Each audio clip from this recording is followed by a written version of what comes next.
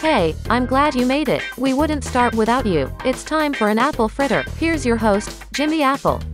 Welcome to another episode of An Apple a Day's the Fritter. I'm your host, Jimmy Apple. How you feeling today, my friends? You feeling good? You feeling strong? You feeling better than you did yesterday? Excellent. You can't ask for better than that. Hey, we've got a good one for you today. Today we're talking about not so much the people with a disability, but the people who stand behind us to help us every day, who prop us up, who push us to be better. I'm talking about our caregivers, the people who help us out on a daily basis. These are the people who kind of put their lives on hold to help our lives get better. We're talking about them and their health today. I want you to sit back, relax, and listen to what Dave has to tell us about caregivers taking care of their health. This is a very important episode. And if you're not a caregiver, if you're a person with a disability today listening to this, I want you to get your caregiver to listen to this episode because it's very important for their health. And if their health is lacking, it's going to affect your health. But more so, you want to make sure that you return the favor to your caregiver. Look out for their health the same way that they look out for our health. So sit back, relax, and listen to this.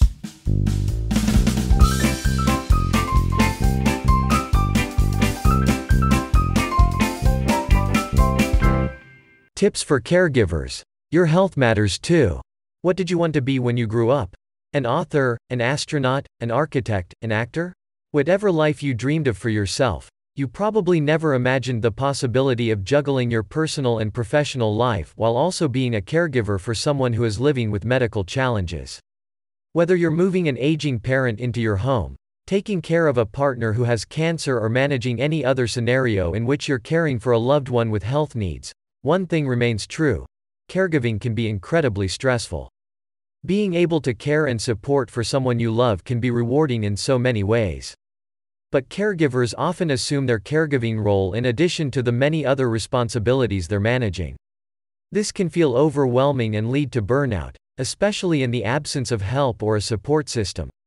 A 2020 report by the National Alliance for Caregiving and AARP found that nearly 53 million Americans are providing unpaid care to an adult with medical or functional needs, and 21% of those caregivers report their own health as fair to poor. People in caregiving roles are often so focused on giving and on providing support to others that they may put their own needs on the back burner. And you might not even realize you're doing it.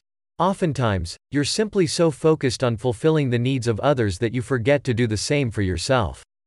Signs of caregiver stress, burnout, or distress include anxiety or feeling constantly worried, depression, difficulty sleeping, exhaustion, hopelessness, irritability, and withdrawing from people and activities you once loved.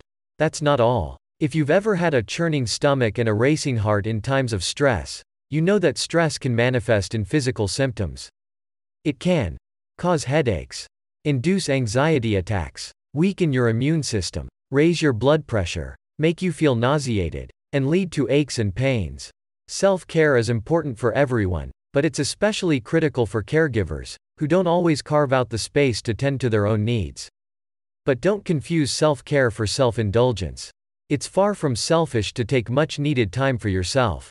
In fact, it's a critical part of your mental, physical, and emotional health, and even your ability to provide the best care and support.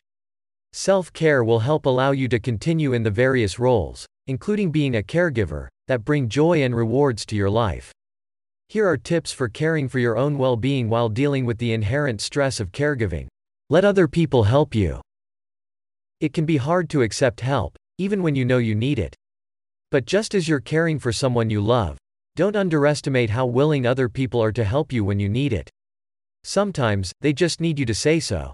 When you're overwhelmed, you may assume that other people will know and recognize what you need in terms of help and support, but it's not realistic to expect others to know what we need and how to help us. Instead, be mindful of what tasks you may be able to outsource, and then, practice asking for help.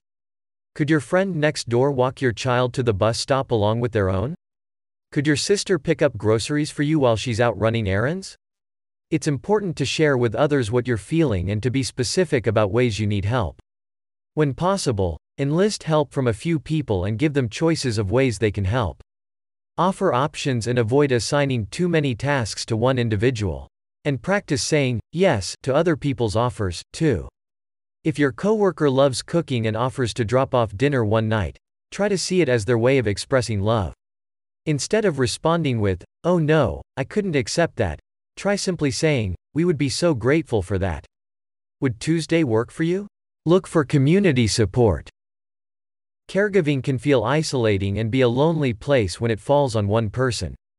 Consider what community resources might be available, especially if your support system is limited.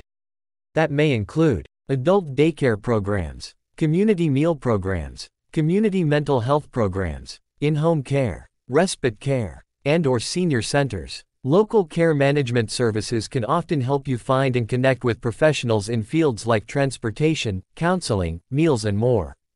Make time for your own wellness. You know what they tell you on airplanes. In case of an emergency, put on your own oxygen mask before you try to help others. The same is true when you're acting as a caregiver. You need to care for yourself in order to effectively care for others. Take time for your own needs. Here's how. Get enough sleep.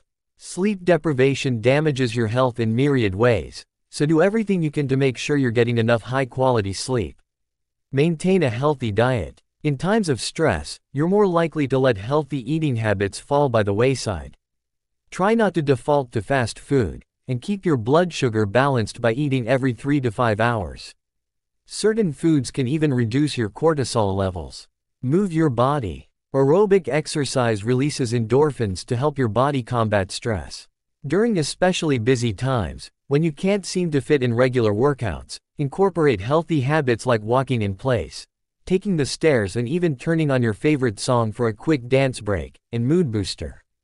Try relaxation techniques. You don't have to have huge chunks of time to dedicate to mindfulness meditation in order to reap its many benefits. Take care of your health. It's important that you keep up with your own medical appointments and preventive care. Join a support group. In-person and virtual support groups connect you with other people who are facing similar challenges in caregiving. They can help you feel less alone and more understood, and that's just for starters. Support groups can provide education on specific topics relevant to caregiving and offer you the opportunity to learn from other caregivers to help you cope. Not sure where to start? Try asking your doctor or even the doctor of the person for whom you provide care, if you accompany them to appointments. If your loved one has a specific condition, for example, Alzheimer's disease or breast cancer, look for organizations dedicated to that condition. They may provide information about support groups for caregivers. Set and stick to your boundaries. When you're a caregiver, it can feel nearly impossible to set boundaries for yourself. After all, you love the person you're caring for, and you want the best for them, but setting boundaries helps you do what's best for you too. Setting limits is a way to practice self-care. Learn to say no and build up your mental strength, also known as emotional resilience, so you can feel more comfortable asserting your boundaries, limitations, and needs. Seek professional help. You don't have to do it alone, even though it may feel like it. Caring for someone you love involves feeling and emotion. It can be helpful to talk with a social worker or therapist about your hope and fears. If you've never been to a therapist before and are feeling nervous about the prospect, delve into the basics of therapy, including where to start and what to expect. Self-care tips for professional caregivers. What if caregiving is literally your full-time job? Self-care is just as important for people in professional caregiving roles, who may feel overwhelmed by the emotional toll of their work. That's called empathy fatigue, and it's common in the healthcare field. Over time, neglecting self-care related to our roles as professional caregivers leads to burnout and impacts our relationships with others. In addition to the tips we've already discussed, professional caregivers should look into resources offered by their employers. Many companies provide support and offer services to promote self-care in the workplace. Practice self-compassion. Being a caregiver is difficult, important work, whether you're doing it for a loved one or as a profession. Whatever the case, it's important that you make time for yourself and treat yourself with gentle care to prevent burnout. Whether you start a self-care routine or begin incorporating small self-care practices into your busy day-to-day life, the important part is that you start, period. In short, be kind and patient with yourself.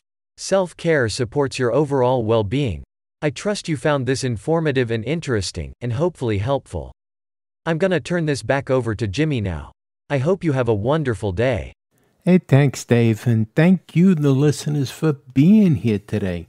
Now, you know how I always say, do me a favor, make somebody smile? Well, here, do me a favor and make your caregiver smile. Give them a compliment, give them a handshake, pat on the back. Be the reason that your caretaker smiles. Show them appreciation. 2 little words, 2 small words can go a long way. Thank you. Don't demand, don't expect, and show appreciation when somebody does something for you. Just say thank you, and you'll be surprised how far those 2 little words can go. And smile. Like I said, don't demand things. You'll be surprised how good you feel when you see the person that's helping you smile with you. And talk with people. Don't talk at people. A little niceness goes a long way. And remember this, my friends. Things can always be worse. No matter what, things can always be worse. Right now, somewhere, someone is wishing that they were in your position. So things can always be worse. You've been listening to an Apple a Day's The Fritter. My name is Jimmy Apple, and I'll talk to you again real soon. Have a great one today, my friends. Join Jimmy tomorrow for another Apple Fritter. In the meantime, stop over at our YouTube group page, Living with a Disability, join in the conversation and make some new friends. See you next time.